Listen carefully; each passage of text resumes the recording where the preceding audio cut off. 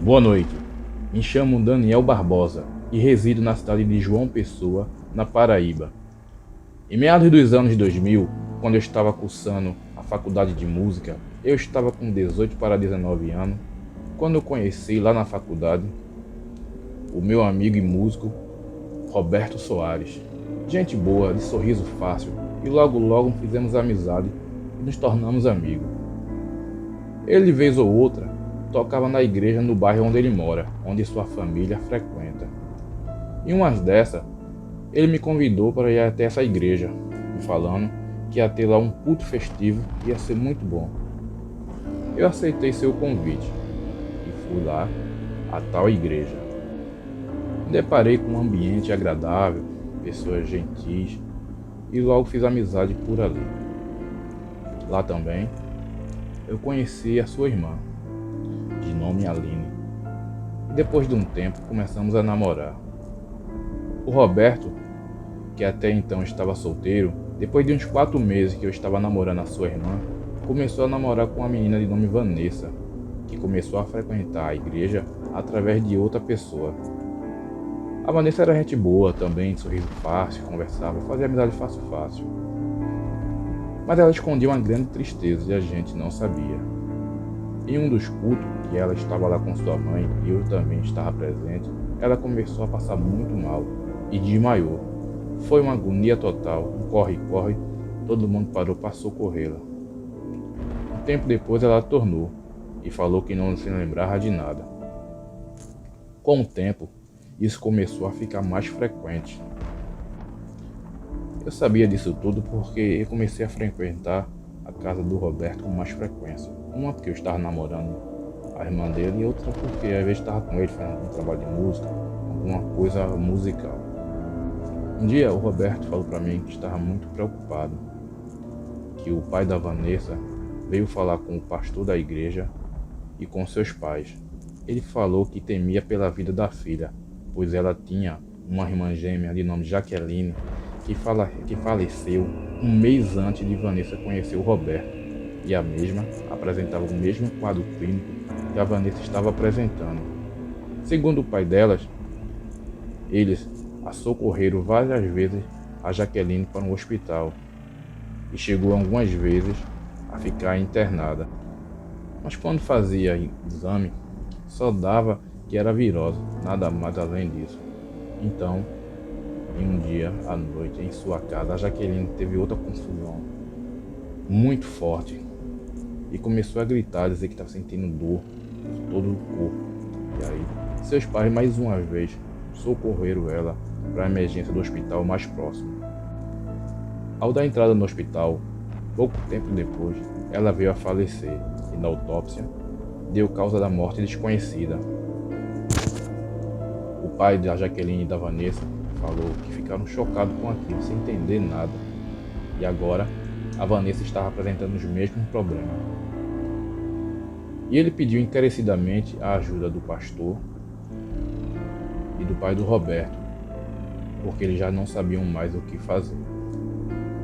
Diante daquele fato, o pai do Roberto perguntou ao pai das meninas porque nem eles e nem ela falaram que tinham uma irmã gêmea, nem que estavam passando por isso.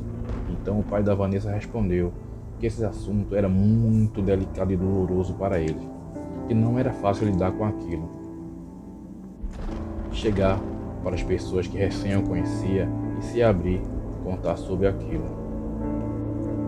A Vanessa, quando começou a frequentar a igreja, ela estava muito triste e abatida. Mas com o ótimo ambiente que ela encontrou, começou a se sentir bem melhor.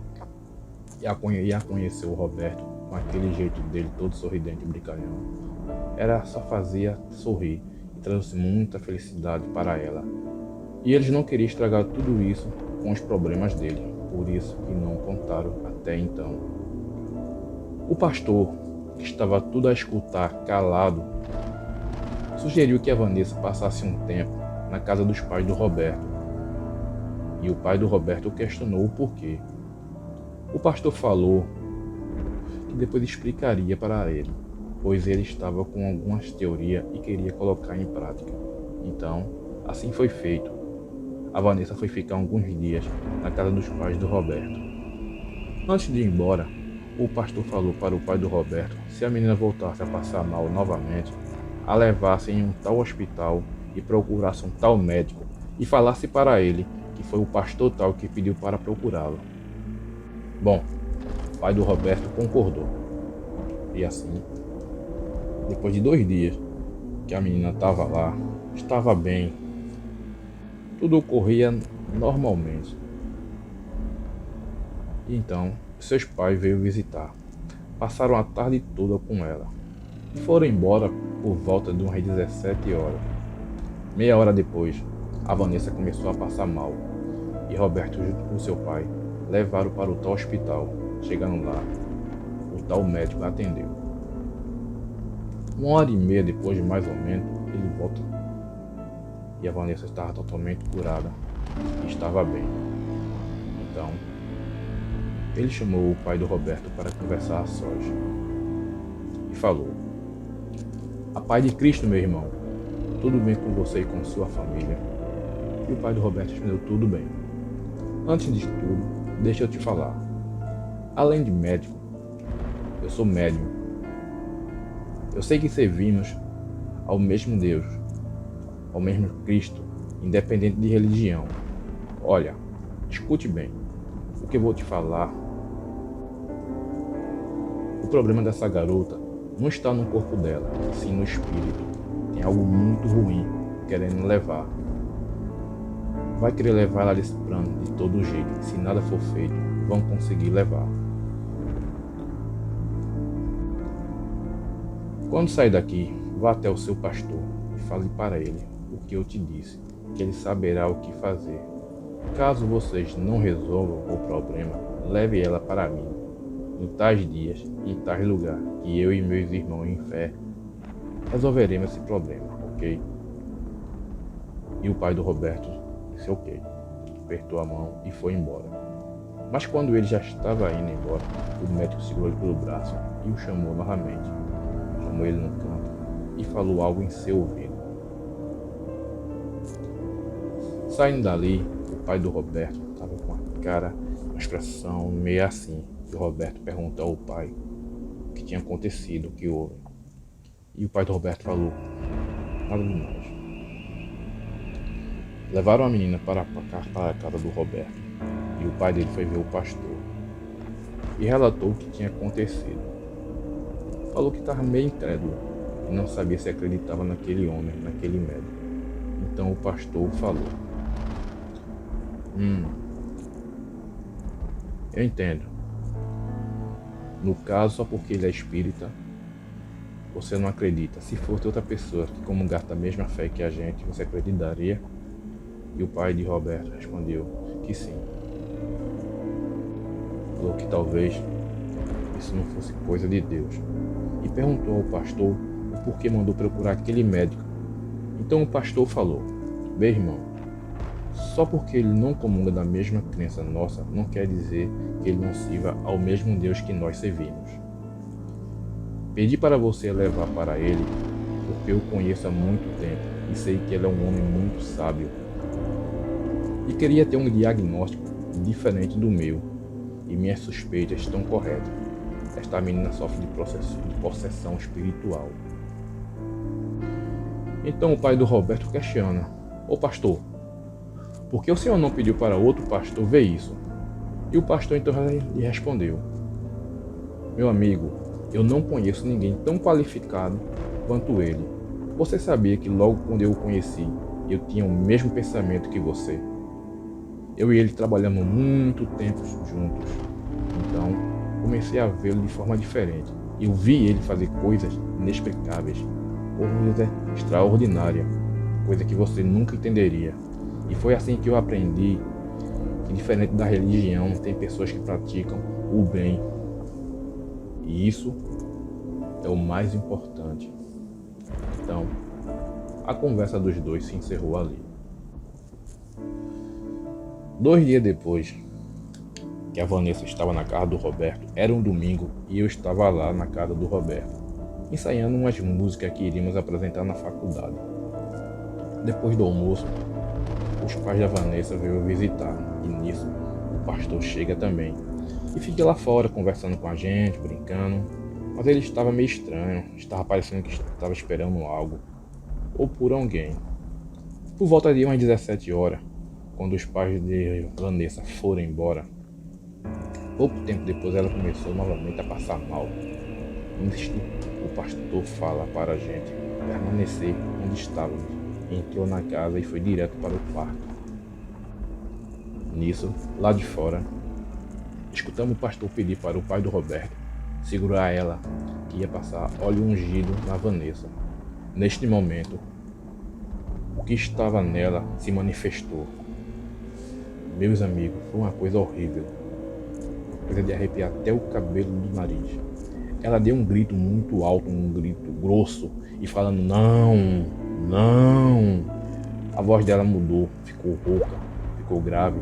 Então a mãe do Roberto nos chamou para segurar a Vanessa, pois seu pai, sozinho não estava conseguindo.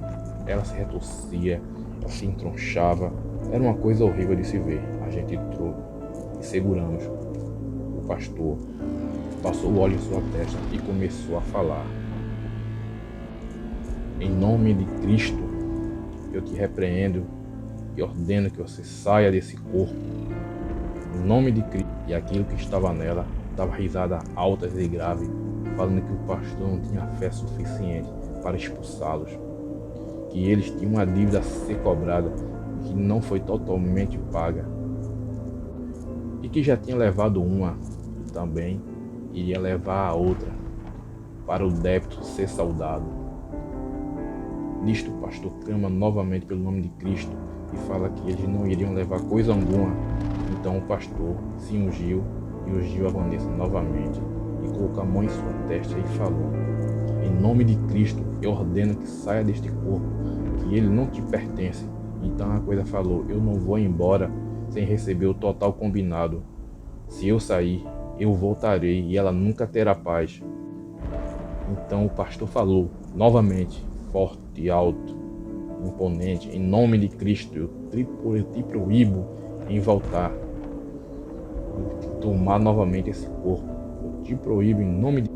E a coisa falava, não, eu não vou deixá-la em paz. A dívida tem que ter saldado, tem que ser quitada. Então o pastor falou, então saia e vai cobrar aquele que te prometeu. Nisso, ela deu um grito bem alto e se entronchou toda e desmaiou. Nesse momento, sentimos algo passar entre nós. Uma catinga de enxofre muito forte ficou no ar. As luzes da casa se estourou toda. Foi muito sinistro. Até as lâmpadas da rua onde o Roberto morava, se apagaram. Confesso que fiquei com bastante medo. Muito medo mesmo. Nunca tinha presenciado um fato daquele. Nem pensava um dia em passar por aquilo. Depois, a minha namorada e sua mãe entraram para cuidar da Vanessa. Quando a gente já estava lá fora, já estava tudo mais tranquilo, o Daniel fala para mim. Aí o Roberto fala, e aí Daniel, aposto que você nunca mais volta aqui, hein? Já em clima bem descontraído, eu comecei a sorrir. Quando tudo estava mais calmo, eu quase já estava indo embora, já estava me despedindo, uma pessoa chega às pressas lá, chamando o Roberto e seu pai, falando que aconteceu algo na casa da Vanessa. Sendo assim, a gente nem perguntou direito, nos dirigimos para lá, que não era muito distante, onde o Roberto morava, ficava no mesmo bairro. Chegando lá já tinha bastante gente, ambulância, polícia e as pessoas com um balde de água na mão. A polícia não deixou a gente entrar na casa e o pai do Roberto estava cercado por ele.